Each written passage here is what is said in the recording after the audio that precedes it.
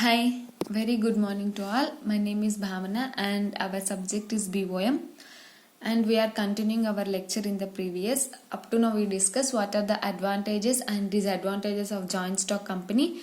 Again, we are discussing what are the types of company, and there are five types of company. Classification on the basis of liability, classification on the basis of number of members, and classification on the basis of incorporation, classification on the basis of control, classification on the basis of nationality. So we can classify number of companies into five types. Let's see here. Classification on the basis of liability. Based on liability, we can classify into three types.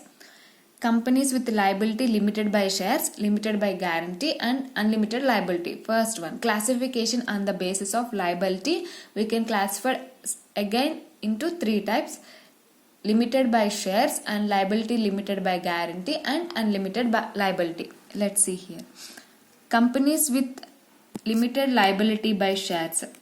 Companies with limited liability by shares. The liability of members in such a company liability is limited only to the amount of shares held by them.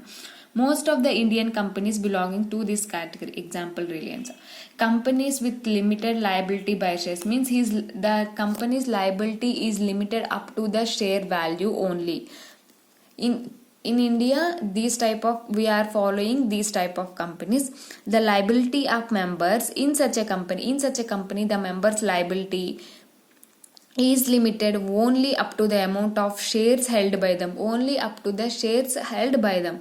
Most of the Indian companies belonging to this category only. The liability limited by shares means the liability of a company member is limited up to the value of the shares. For example, if any person share value is 50,000, so his liability is limited up to the 50,000 only. If the person incur any losses above 50,000, he is unable to pay for his personal assets.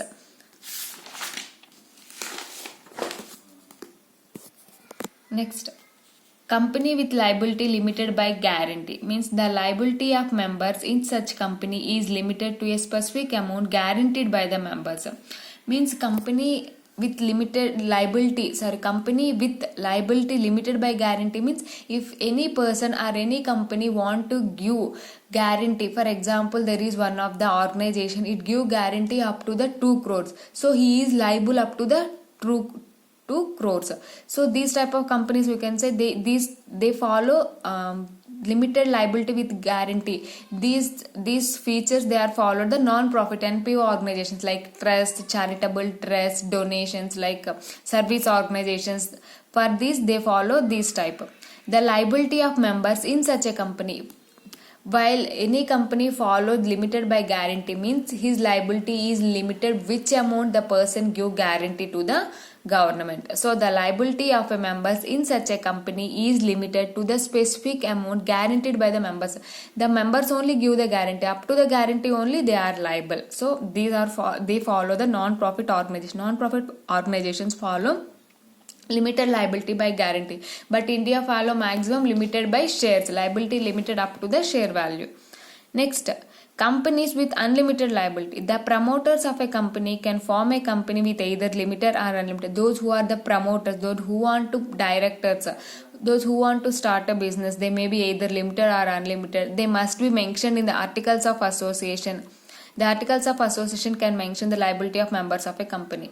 Because this is only in theoretical way, but in practical way there is no unlimited liability company. The promoters of a company can form a company with either with limited or unlimited. The articles of association must mention the number of the members liability is limited up to the shares or up to the guarantee or unlimited liability. We have to mention in a clear cut way in the articles of association. In the upcoming classes, we discuss what is articles of association. In these articles of association, while we are starting a business, we have to write all the rules and restrictions, what we are following, the rules and restrictions completely we have to write in these articles of association. So company with unlimited liability. On the basis of liability, we have classified into three types. Company with liability limited by shares. In this case, the limited liability of members is up to the share value, example Reliance.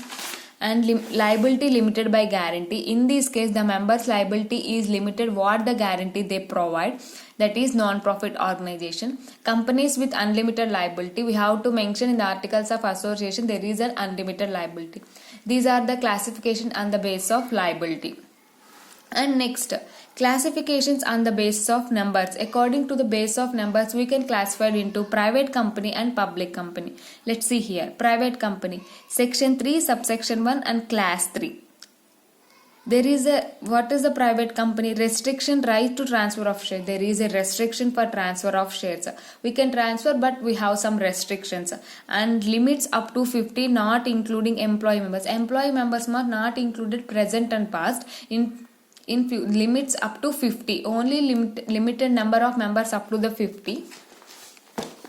And prohibits any invitation to public. Public means we have to any invite to shares or debentures to the public. There is a prohibition. Prohibition means there is no, we are unable to invite. And prohibit invasion or acceptance of deposits from public persons other than its members. We are unable to take money from public persons other than its members. And minimum 2 members are required. For private company, minimum 2 and maximum 50.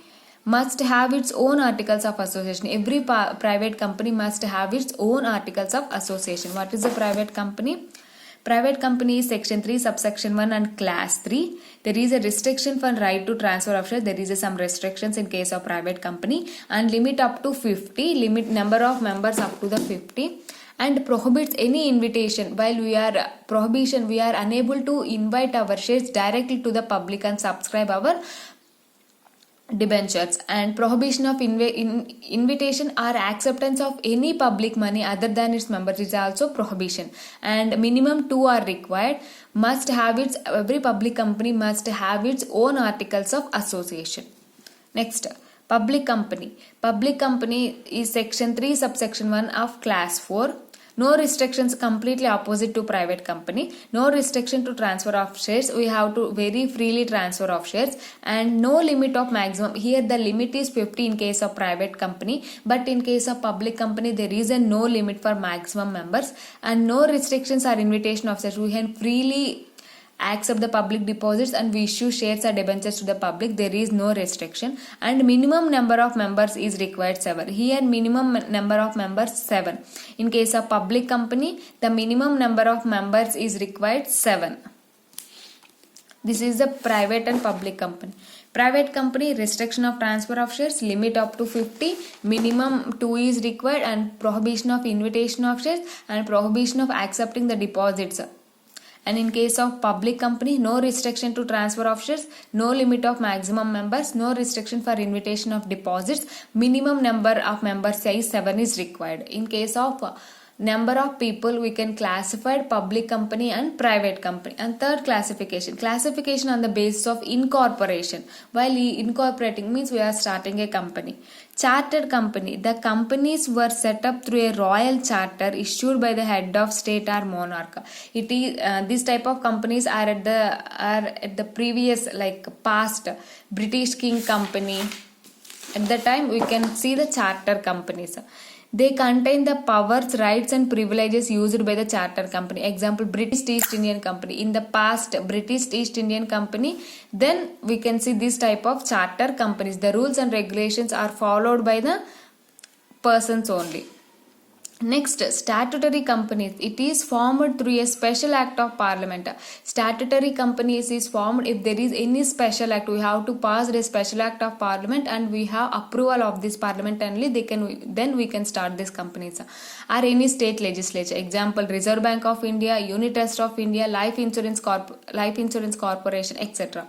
Statutory company, it is formed through a specific act of parliament. We have passed a special act and we have approval for this act only. We can start this type of companies. And registered companies, these companies are registered under the Companies Act 1956. Such companies are limited by shares, are limited by guarantee. We know that registered companies is these companies are registered under the Companies Act. Such companies are liability is limited by shares and limited by guarantee. According to the classification of incorporation, they are the charter companies, statutory companies and registered companies. Charter companies at the time of British East Indian Company, the rules and regulations are formed at their own, and statutory companies, for incorporation of any statutory company, you have to pass a special act in the parliament. For the approval only we can start this type of businesses. And registered companies we have to register in the Companies Act, and such companies are limited by shares, are limited by guarantee.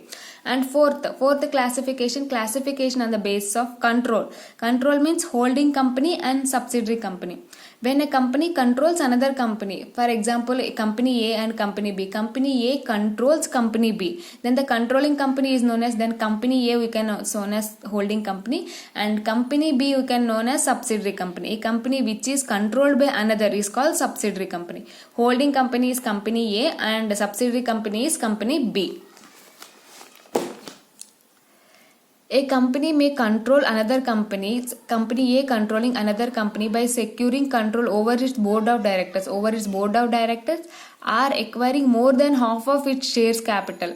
Half of it means more than 50%, half more means 51%. At least 51% of share capital are under the control of holding company, or 51% of voting power. This means we can say the other company is controlled by another company. A is controlling B, so A holds the shares more than 51%, or voting power he has more than 51%.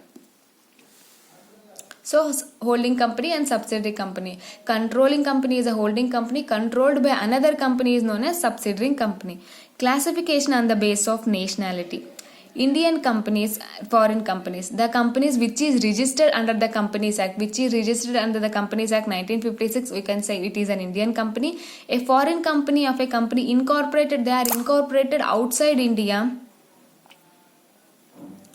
but established in India, incorporated outside India but they are established in India, then we can say it is a foreign company. So these are the types of companies according to the liability, according to the number of members, according to the control, according to the incorporation, according to the nationality. We can classify 5 types. So I hope you can understand the lecture. If you have any doubts regarding this today's lecture, today we are discussed what are the advantages of joint stock company, what are the disadvantages of joint stock company, and what are the types of company based on different liability, incorporation, number of members, control and nationality. For all of this, I hope you understand the lecture. If you have any doubts regarding this today's lecture, please let me know. I definitely clarify your doubts. Thank you so much. Have a nice day.